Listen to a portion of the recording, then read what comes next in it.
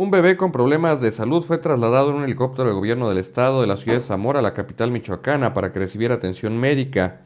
Trascendió que el vuelo para salvar la vida se realizó durante este viernes.